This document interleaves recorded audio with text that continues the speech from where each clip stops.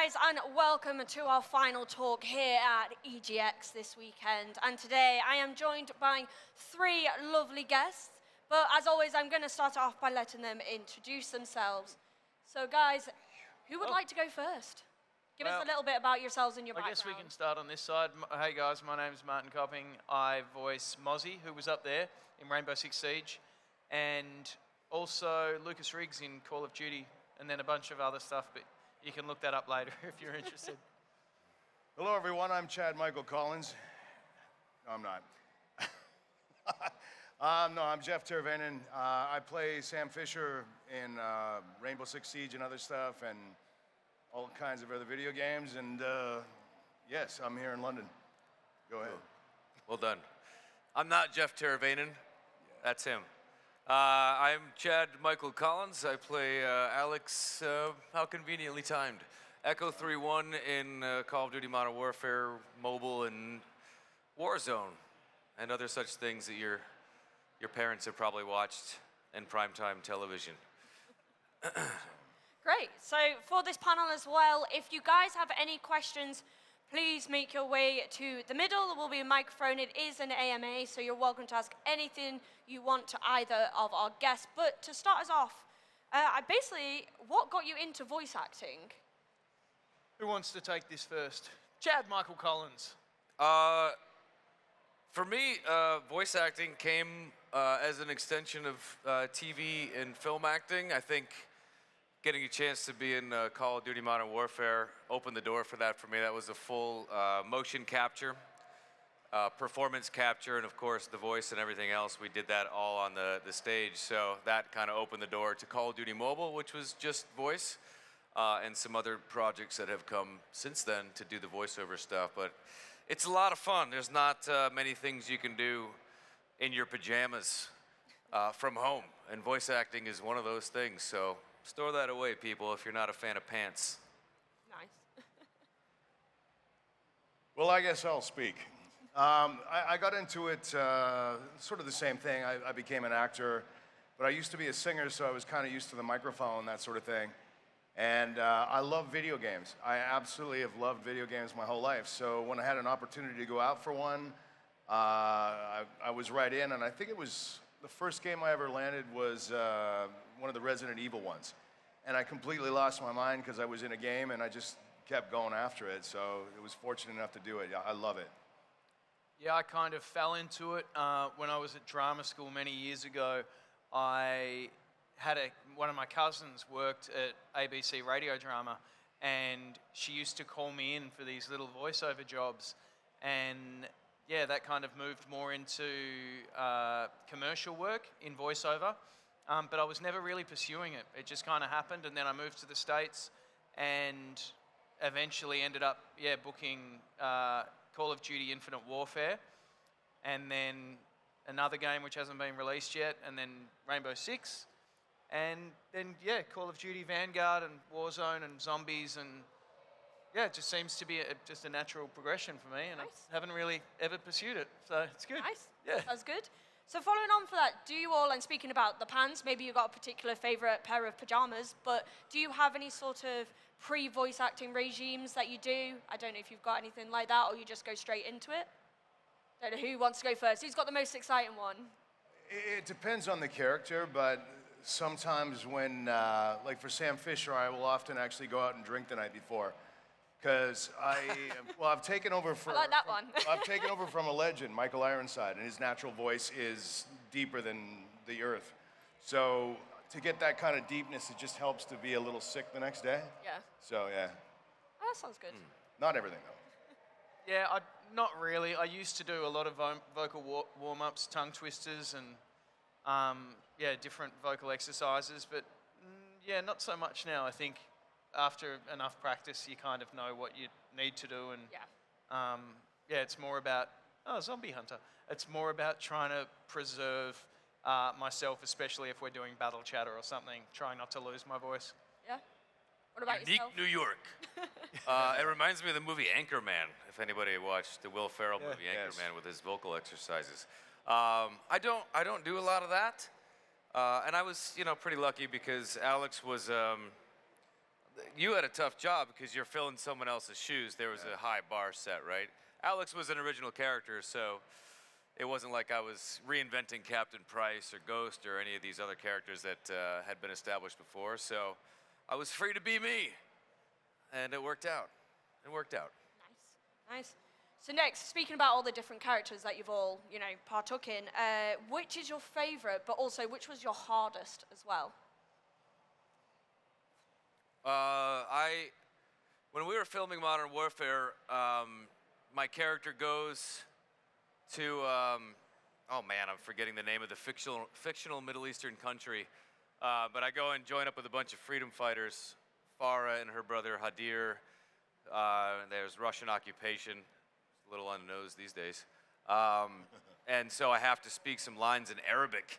And we had a wonderful translator there and everything. But it was, Yalanatu. I'll never forget that. It took me a long time to get that right. Let's fight.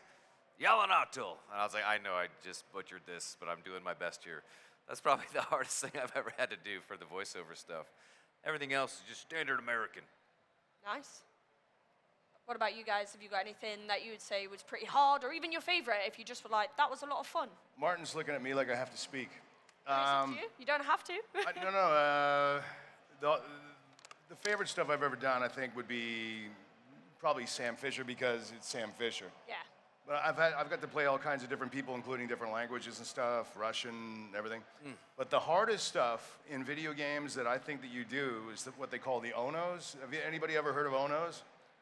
Okay, in the industry, that's basically dying, getting killed, tortured, and like that. Yes. So you'll have a day that's booked for Onos, and that could mean you'll read the script, and it's basically die in a fire for 1 second, die in a fire for 4 seconds, die in a fire for 8 seconds, and they want you to die. So I've got pictures of me covered in sweat, veins popping on my head.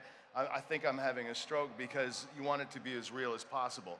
And then once you're done dying in a fire, then you're shot with a machine gun, then you're shot with a small caliber rifle, you're shot or grenades going on, and it just goes on for a full day. And then you lose your voice, and then you worry that you'll never work again. Yeah. Thankfully, Ubisoft has been good, though. They've hired this guy, Darcy Ryan. He's down from Ohio, and he teaches death metal singers. Oh, wow. So I've started to work with him because he's teaching, kind of guys, right? I'm learning a little bit better how to do it without killing your throat, but still sounds right. Honestly, if you guys haven't worked with him, I can give you his number, because once you lose your voice, there's no more video games. So Yeah. Nice. top that, Martin. I don't think I can. Yeah, I mean, favorite jobs. I've been kind of typecast recently as more of the laconic Australian character who's a bit rough around the edges and swears and pisses on things. I've had like 3 very similar characters. I can't really decide which is my favorite. It just, I don't know, different versions of myself. But the hard stuff, I would definitely agree with Jeff. In Vanguard, I think, I don't know why I had to get set on fire, but yeah, I got set on fire, and it was at the end of a battle chatter session, which is a good 4 hours of screaming like reinforcing, grenade, all that shit, and then they finally finished it off. If you've got any voice left, they'll set you on fire, and it is. Yeah, I mean, They save it for last, don't they? Yeah. I can confirm. We need Right, 5 yeah. different versions of you dying in gas. Yes. Setting on fire, getting shot, blown up by a grenade, all the other ways you can die. And then you have to come up with 3 different versions of that. So that's, that's fun. Can you So die harder? So you guys were talking about looking after your voice as well. If you had any advice for anyone out there looking to get into voice acting, what would it be? If you had any top Don't go out drinking the night before a job. If Unless you want you're to be playing lower, Sam do Fisher. it. No, it's good to Advice? have training, right? I mean, if you have a voice trainer, I think that would be a valuable asset. Yeah. Understanding how to work with a microphone, because there's a technique to it where you're not popping and that sort of thing. Yeah. So that can be helpful, yeah. Yeah, I think I could probably speak for all 3 of us. It's nice to be an actor who can inspire other people who get curious about acting. So I always love to try and offer advice and tips wherever I can for anybody who sends me a message. But there's so many resources out there. When I first started doing voiceover actors, I don't know anything about anything. Yeah. So I, called upon friends. I bought books. I read. You have to educate yourself to what the industry is, what it wants, what it needs from you. It's technical. You got to figure out how to work a mic and all this other fun stuff, which I had zero experience with because I'm not a musician and I can't sing for dog crap. But I think that's my number one advice is there's so much free stuff out there now that anyone can figure out how to make first steps. And I think people forget that, we're lucky enough to be in a video game, but that's years in the making and good circumstances coming together. It doesn't just happen. So when someone says they wanted to get into voiceover acting, it's like, well, learn what the industry is, learn what they need from you. It's great that you're inspired, but now you have to roll up your sleeves and do the work. And I think that's always the disconnect. It's just like, I want to be in a video game. Everybody wants to be in a video game. So, learn how to be in a video game and, keep at it. Yeah. So on the education point, have any of you ever sort of looked into like military experience or ever looked, because a lot with obviously Call of Duty and Rainbow Six Siege, it's shooters. Have you done anything alongside that, just research or? I think we've all done for movies, television, but also for video games. We've worked with, like one of the games I worked with a Navy SEAL. Oh, nice. For the movements and that sort of thing, which was really cool. Yeah. Like just hanging out with this guy and hearing stories. And I've even contacted my friends that were in the military about certain roles just to get in their heads. Yeah. But movement's really important. You want they move a certain way. You don't want to just show up looking like an idiot, and then they'll all know it. So. Yeah. Yeah, I've done a lot of sort of military films and military video games, and usually you'll have people on set, whether it's stuntman or choreographers who'll teach you what you have to do. Some jobs you even go through basic training. I remember doing a film in Thailand, and we did I think it was a week of basic training with one of the actors who was in the military. Oh, nice. But yeah, I think there's usually someone on set to guide us. Yeah, Chad we would had probably know about this. we had two very, very high-level Navy SEALs with us every day of filming for Call of Duty Modern Warfare. Mitch and Steve, they're fantastic. Actually, my character Alex has arm sleeves tattoos, and that was kind of like a tribute to our Navy SEAL tech advisor. Steve is covered in sleeves too, so they emulated that on my character, which is a pretty cool nod of recognition. But they were very helpful. We had a whole day of what you were saying, just tactical movement, and just dialing in what the specific character, depending on what their background is, how they would do it differently, how they would hold weapons differently, how they might move differently. So that's usually those resources are available to you, and any actor that doesn't take advantage of that is an idiot. And we won't name names. Yeah. But happens. we're almost always fortunate to be able to work with people who know it for real. We had a SEAL on Vanguard who was showing us a particular death move where he stabbed one of the characters in the throat because someone Nice. didn't really know how to do it. And as he's showing us, the whole cast looking at each other going, fuck, this guy's done this to somebody. He was so good at it. And it gave me chills. I'm like, I'm pretty sure he's done this. Just step away. Yeah. We were very nice to him after that. But yeah. Like Good Chad idea. said, there's usually someone on set to help with, Yeah. So we've talked about our hardest moments and characters. Have you got a favorite moment or just something that you enjoy doing within, the industry and the voice acting? You got a favorite moment? I guess I'm taking this one. Yeah, I think that motion capture, video game filming is really fun because you're really playing pretend. You're on the sound stage. There's almost nothing there except for some crudely constructed PVC piping to represent a helicopter, and that's it. And a bunch of sandbags just to make sure you don't walk on the other side of the sandbags, and everything else is in your head. So I think it's really fun to play with the actors that way and to just imagine that you're in the middle of a war zone or doing a helicopter extraction, or you're having a conversation on a helicopter or on the back of a truck on the move. So I think it's really, really fun, but it really comes down to being able to connect with your other actors in that way because you have to be word perfect because of the way video games are filmed, and you know, you have to be very aware of this like imaginary sandbox that you have to kind of create in your head as you're filming. So I think like connecting with your actors is, in video game motion capture filming, is probably the best part. It's challenging in its own way, but it's also really fun because you're kind of in your imagination playing pretend together. Yeah. Right. It's kind of like a play in a way, Yeah. because you have such a limited stage to work with and that sort of thing. Yeah.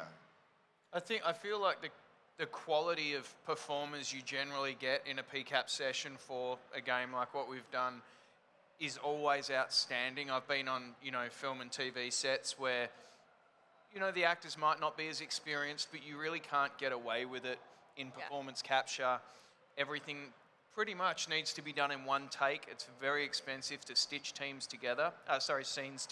Yeah. So they need everyone off book, and it really is like a piece of theatre where everyone's got to be prepared. You've got to know your lines, and you need to have a good rapport with your other cast. And I think going into PCAP, you kind of know that you're getting some of the best performers out there, and that's been the biggest treat for me, is watching them work. You know, I've done bits of TV where but on the PCAP stage, people are amazing. You know, I was going to say one thing about that is with film and television, it's fun, don't get me wrong, but it can also be really tedious because you will shoot a bunch of scenes this way on me, and there'll be a close-up and a wide shot, and then they'll come around to Martin, and they'll shoot that way, again, wide. So it takes a long time to do one scene. Whereas the performance capture, you've got the sensors all around the room and the mocap stuff on your face. You could get that take in one take, but you better have your shit together because they're all depending on you. So it's kind of a high-stress thing for me, too. I love it, but it's like I got to be on my game because you can't just stop and start again. You got to start the whole scene. So it's a really fast-moving thing. And usually that means you can do more in one day than you would normally do over a period of time. Yeah. So on top of that as well, do you guys actually play the games? Do you play your own character, or do you prefer Do we to play stay the away? games? Chad is the saltiest. Not well, Chad but is yes. the saltiest. I tell this story all the time. The saltiest Warzone player ever. Come on. Yeah. We both play Warzone. Finally, I get it in a game with him, and I still wasn't very good at it. And someone drops him, and I was already shot, and so I'm watching through his field of view, and he's wriggling off into the yellow gas, and I'm like, "What are you doing? Where are you going?" And he goes, "These bastards aren't getting my loadout." And he's great, and he taught me. Now I always do that. So I did. yeah, I know Jeff plays as well. I think that's called poor sportsmanship, but I don't care. Yeah, Do you get the dubs though? Do you get the wins? Or are Yeah, you fine? rarely. he gets the dubs. I have some friends that are very good players, and in my Twitch community, some are with us today. They're very good players as well, so they carry my ass to the dubs, because I don't create dubs for myself. So Yep. Do you play yours? Yeah, I played a bit of Siege, but to be honest with you, I've been so busy since Siege came out. For me, I haven't had much of a chance. I'm trying to get through Red Dead and a couple other games and whatever else at the same time. So, but I do love playing. I used to play a lot of Battlefield. Did anybody ever play Battlefield? Yeah, I was in a squad there. We were pretty good. We did all right. But it was cool because two of the guys were ex-military that we would work with too. Yeah. And they were so good with situational things. They always had me going in the right direction because I didn't know where I was going. So they knew my direction before I knew where I was going. Yeah. Nice. Yeah, about to say, I've played a bit of Battlefield. I've done a bit of all of them, really. But, yeah, I'm not that great either. So if anyone else wants to carry me, please do. But moving on, so for the voice acting, did you all go through a sort of educational way into voice acting? Or did you, like we were mentioning, training earlier? Is that how you all got into it? Well, I have a doctorate in voice acting Oh, nice. from the Okay. Cambridge University. No. Oh, it's just I thought that was a experience. thing. I'm very gullible. No, it's just, I think it's just like Chad said, you know, you start acting and it evolved in there. When I first started, I remember I landed the Resident Evil. I was really excited because I play video games. But I remember the first Ubisoft game, I can't remember what it was, maybe it'll come to me. I remember the guy said to me, "Man, you really got up on this one." And I said, "Yeah, I want to do it." And he said, yeah, so many actors won't even bother. They look down on it. That has changed so much. Oh, yeah. It's so competitive now. Every A-lister, everybody wants to get in the video games. So you really have to, again, be on your game when you're auditioning and that sort of thing, because it's not like you have a few video game fans that want to do it now. It's like the whole industry wants in on it. Yeah. Talking on the auditions, do you have any tips for auditions? I have a few voice act friends and they just don't know how to go about it. Is there any sort of, prep? Marty and I were just doing one for him. You don't want my tips. No, I think, obviously you want to be as prepared as you can be, and it's best if you can spend some time with your dialogue and learn your lines. And when we have time, we do that. And when we don't, I don't. No, but yeah, just preparation, Yeah, I mean, it's pretty much the same as if you went for a normal acting job, because really it's just you have to create a character within the specs that they want. You want to make that person as believable. You want to connect with the reader, like you were saying about connecting with the other actors. You want to show them that you are that person. So, yeah, getting your lines down, everything else, it's literally just the same, I would say, in terms of the audition process. There's also the voice audition, 'cause sometimes you can just be reading for a voice, like what do they call them? The character. Announcer. What? Announcer 1. Yeah, or that sort of thing. That's going to be a bit different, but yeah, like it's an acting gig, so you treat it like you would that way. Nice. Yeah, I think if you look at the audition as the job, Yeah. not as the hurdle to get to the job, you really can't lose with it, because for me, when I realized that, it's not about this imaginary job that I'm auditioning for, the audition is the job. And when I started just worrying about that and forgetting about the audition as soon as I'd done it, I really started enjoying the process. And you put a lot more into the audition, and you enjoy the experience, and you don't have expectations. Of course you want to book the job, but once you can kind of switch that thing off in your head, I personally found it made, auditioning much more enjoyable, and it's something I really enjoy now. Nice, yeah. So before we do open it up to see if there's any questions from the audience, is there anything upcoming in the future that you guys could probably hint about, or not? Thought I'd just throw that in there, but just in case. I have some stuff coming that I can't talk about because they'll kill me, but yeah, that's usual though. Most of the time, you guys, you know what I'm talking about.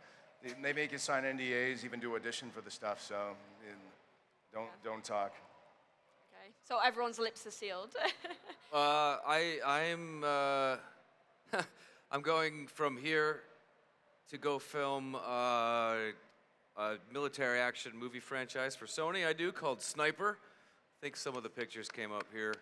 So we're gonna go and do the 10th Sniper movie and the 7th one I've been a part of. So I'm leaving at 3 in the morning to go and film. So that's something I can actually talk about, which is rare. Hey, there it is. Who's that? Yeah, there you go. He's hired. Brandon Beckett. I want to be in that movie. If you're talking about non-stuff, non-video games, I have a show out right now on Paramount Plus, if you get it, called SkyMed. I'm not recommending it, but maybe I'm just saying if you want to see it. No, it's good. But yeah. Nice. And Martin? Yeah, there are some things I can't talk about. I just released my first feature film that I directed called The Dunes in Australia. Nice. So keep an eye out for that. And yeah, that's about all I can talk about right now. Yeah, that's fair enough, fair enough. Right, so we're going to open it up to the audience. I think, I can't see, but there might be a microphone in the middle. Is there? I don't know if there is, but There is. There is. there is. Confirmed. So it will light up. But if anyone does have a question, go over to the microphone and you can ask it to anyone in the panel. If anyone has a question. There you go. Anybody? We've got one. Anybody? Make sure you're close to the microphone. Makes it 10 times easier. Get real close. I do have one. It involves the new Call of Duty. Will Alex make an appearance throughout the seasons? I get that question a lot, which is very flattering to me because it means that people loved Alex and they really want to see him back. But I can't say anything either way, unfortunately.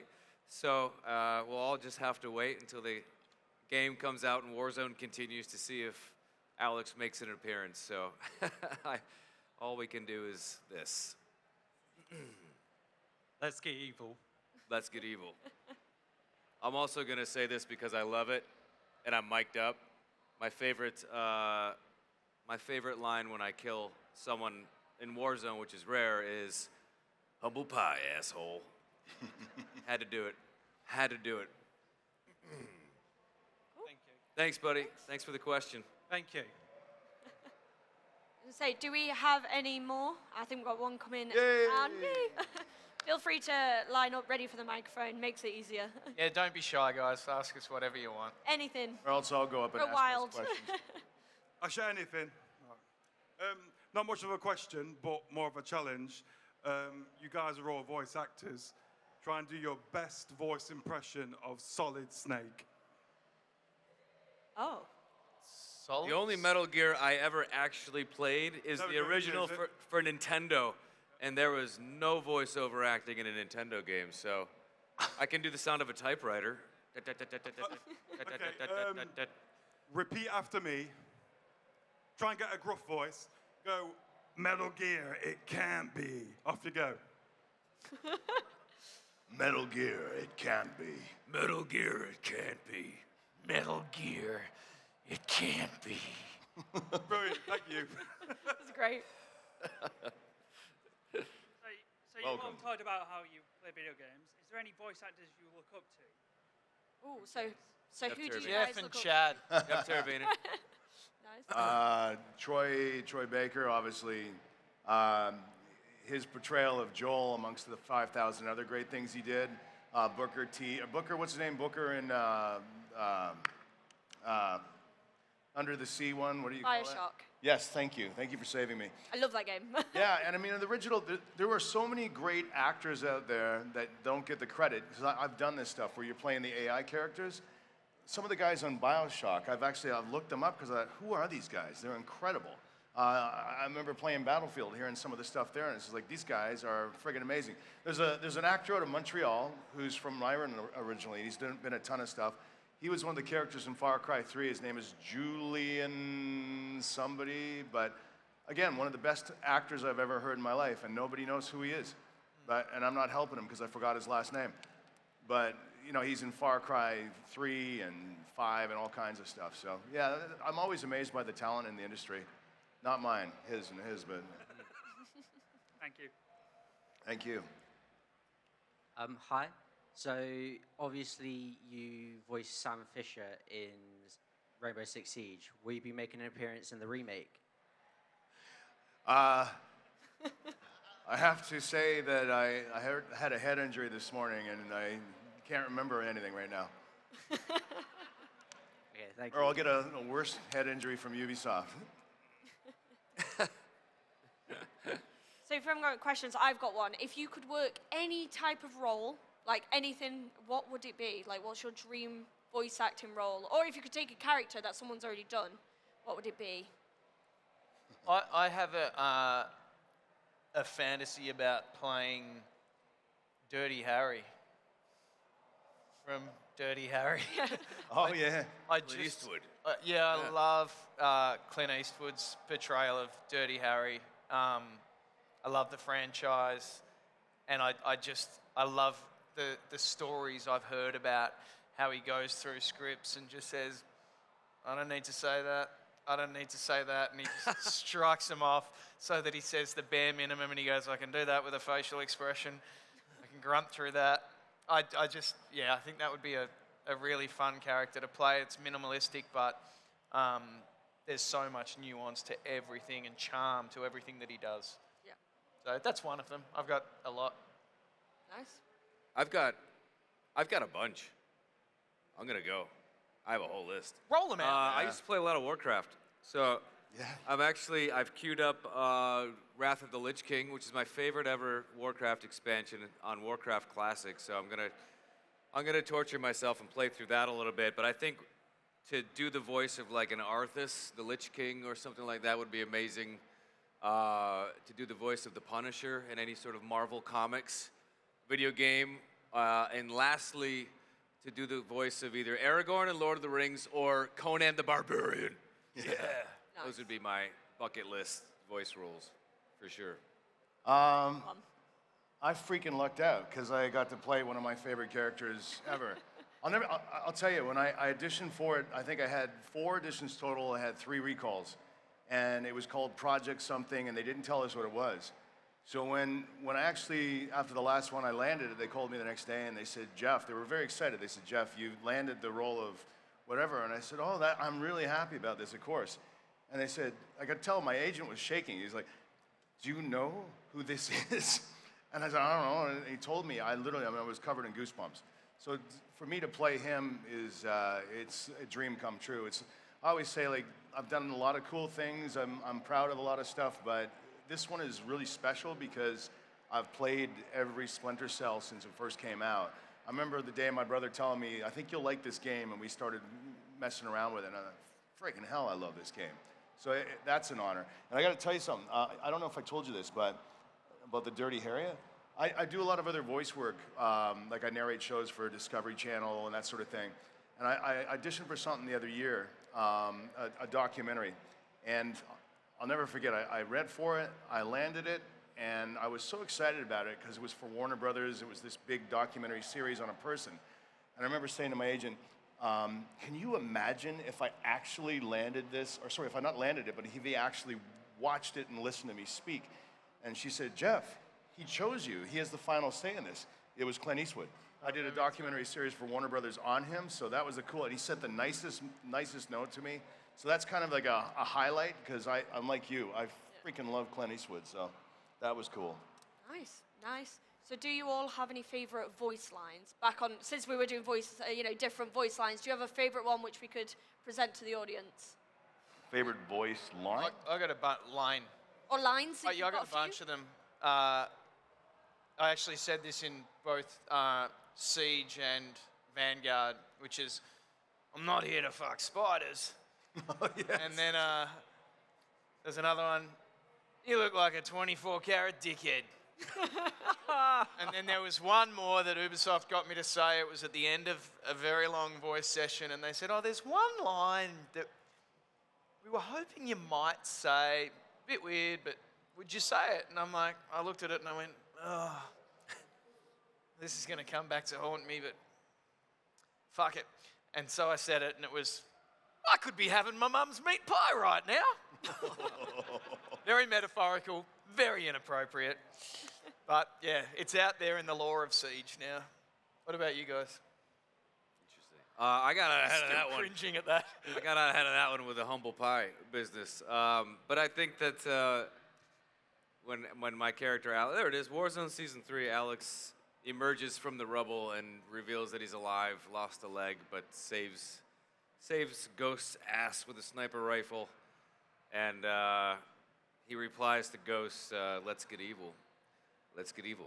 So that's kind of what Alex has become known for. And I think like in the campaign, Modern Warfare campaign, I really, I loved like just the all-American feel that they gave Alex.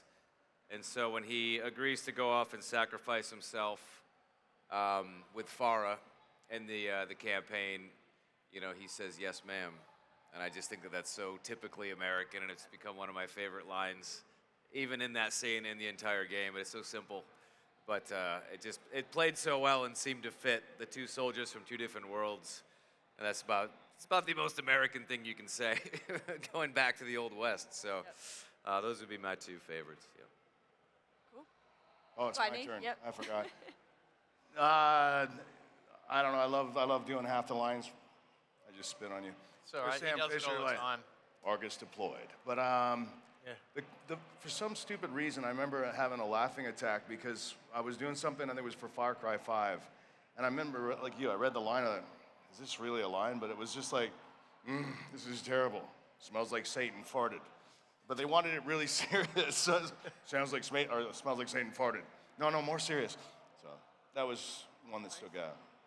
So let's talk a bit more about your characters. Would you say they resonate with yourselves? Like, are you incredibly like your character, or are you completely opposite in person? I mean, yeah, the video games I've done are different, definitely just different versions of me. Some are more ridiculous than others. And then I have my own like online Twitch persona, which I don't know how anyone takes me seriously. I can get pretty loose. Yeah, my Aussie video game personas are definitely just different aspects of myself. What about you guys? Do they match your persona, or do you have a completely different one?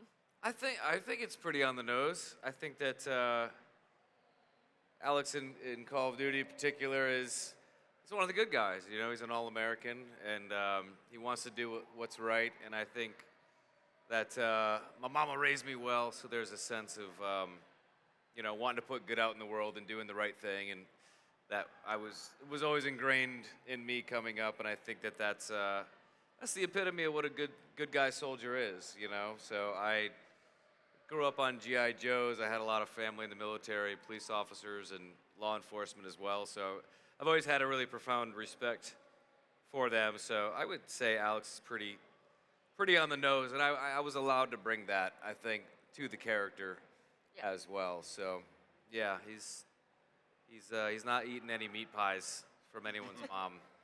He's a pretty respectful guy. Nice.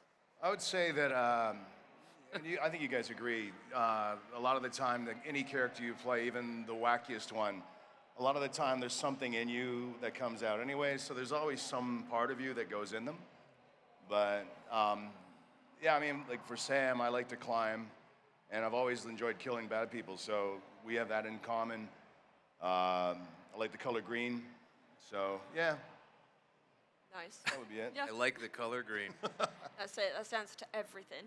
But going back to the voice acting in itself and the auditions we were talking about, how would people be able to find auditions? Do you just look online? Do they come to you? I know you mentioned agents, but I'm guessing that's not, right from the start.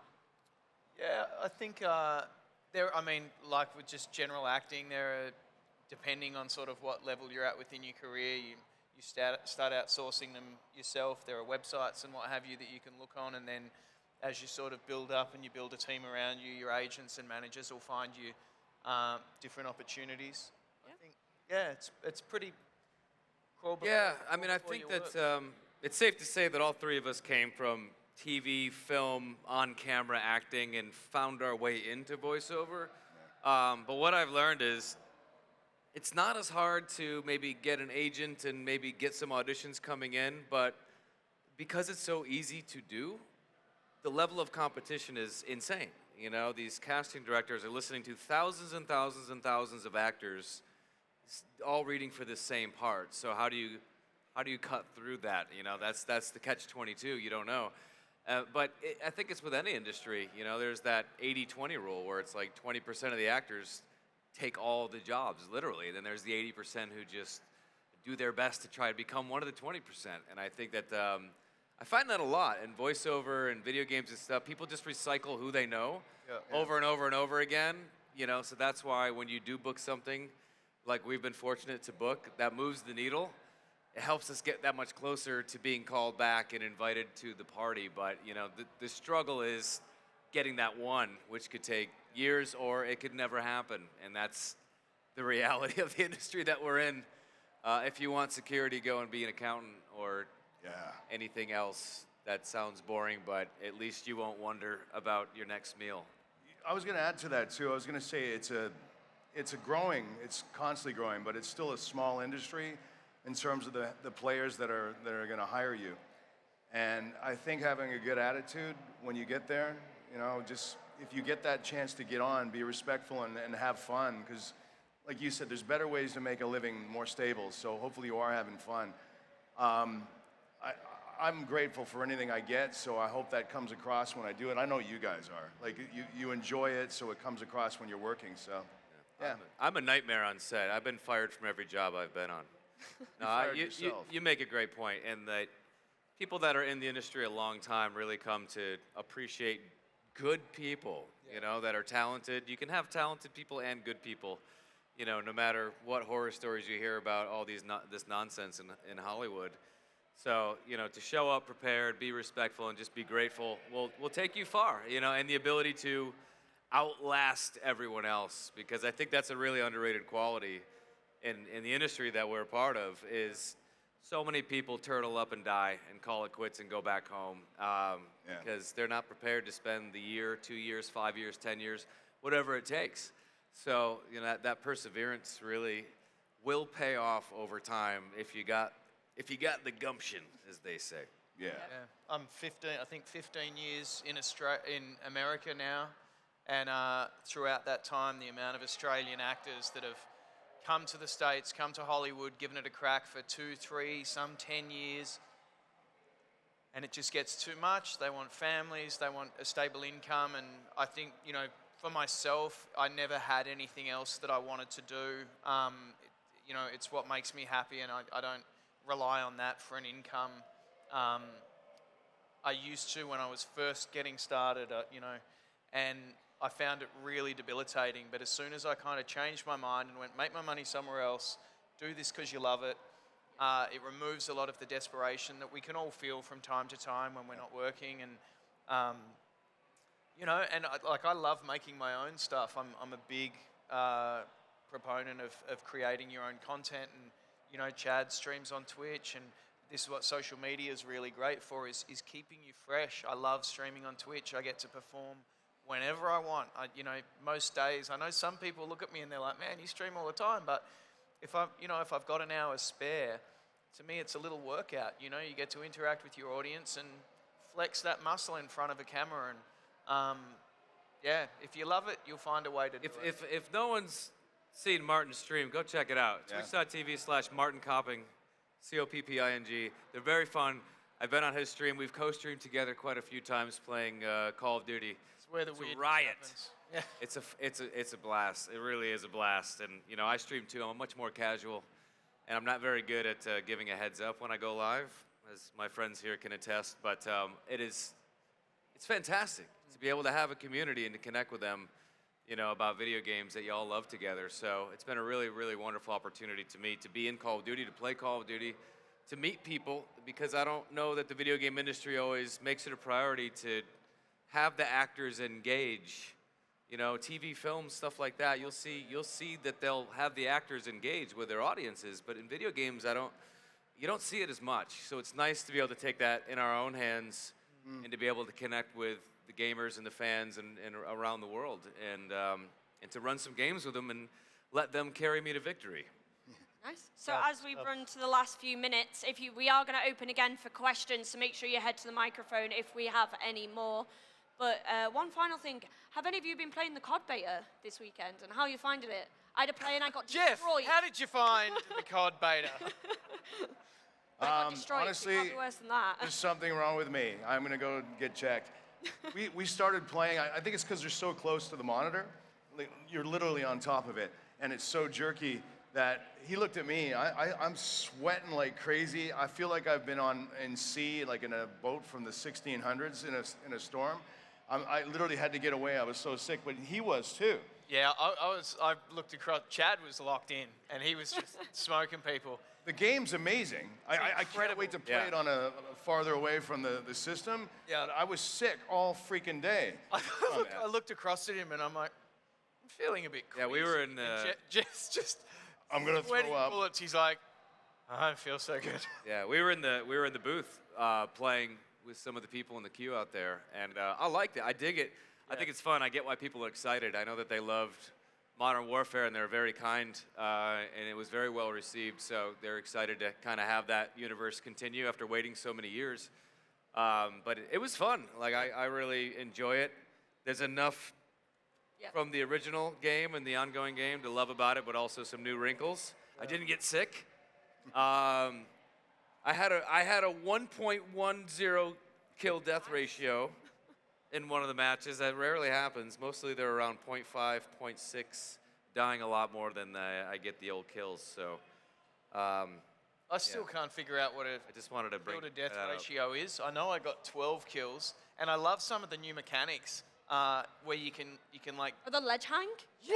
You hang on. And Yeah. really good. If you want to get jacked, you can do chin-ups without going all the way up. It's great. Imagine that your character gets more powerful. Yeah, he gets more buff. I really enjoyed it. I saw a clip where like a player was hanging like a chimpanzee and then just taking the handguns and like shooting people from a Amazing. from a hang. I like it. It's good. Cool. I'm actually Navy looking SEAL forward move to all the Warzone way. too. Yeah. Check it out. Cool. So why don't we move over to the questions? Yeah, more questions. Hi, Rachel. Hi guys, this mic is too high.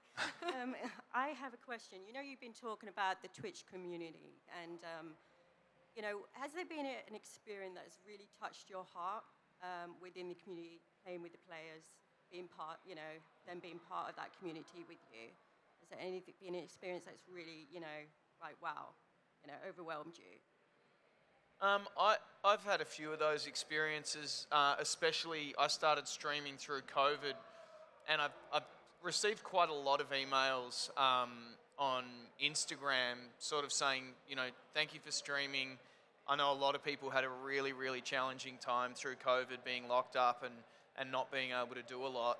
And I know a lot of people really took, and it's not just myself, I know, you know, a lot of other streamers, people really took sanctuary in having somewhere they could go and having friends that they could hang out with online and build a community. And, you know, I mean, I try and interact with my audience. I know Chad does as well.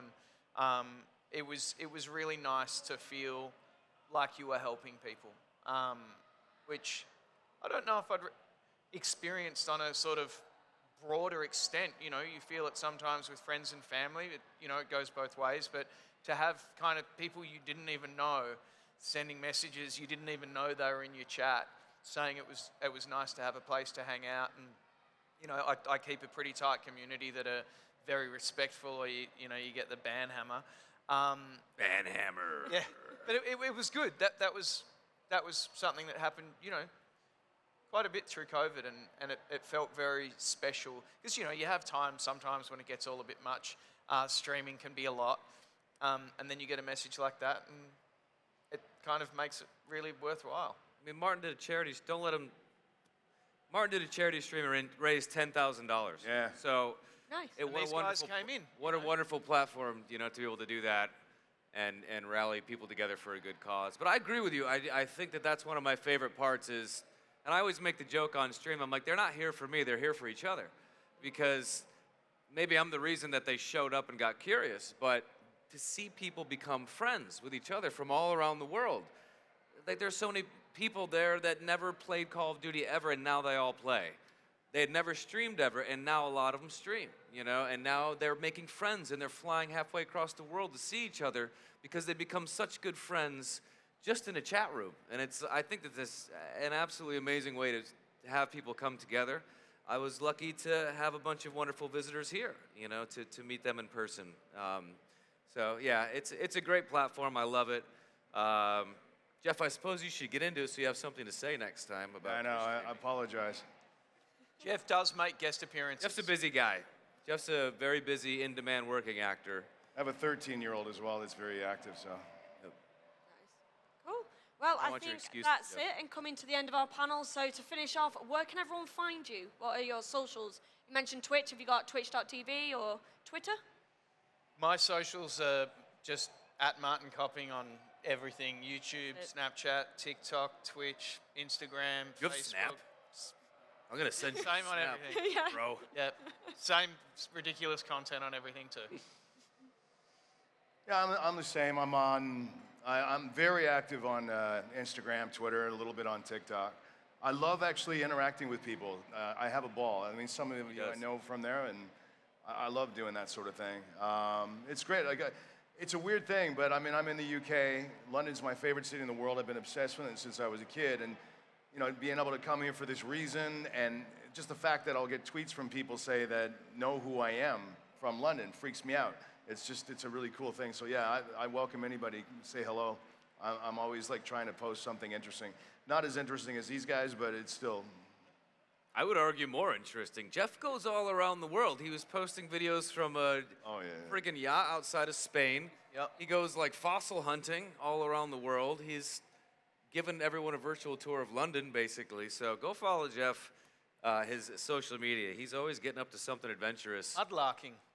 Yeah, I want to go mudlarking. I want to next- be on the Thames River, and I want to go look for Roman coins and Yeah. stuff. I follow a guy that does it. So I don't know what time it is now, but we should head up before it gets dark. Roll up your denim and get in there, Jeff. Yeah. Yeah. I'm Collins Chad M and Twitter and Instagram. I try to be fairly good about responding. Chad Michael Collins on Facebook and twitch.tv/Chad Michael Collins. You know, and I think, like Martin, I always try to take certain streams to be able to play with anybody that's in the community. So I really love to have the player streams. So if you're ever curious, stop by. We'll run some games. Yeah, well, thank you so much for being a part of this panel and helping out, and thank you to everybody for watching. And that is it for Thank our you. final Thank panel. you, guys. Thank you, EGX everyone. 2022. Appreciate you.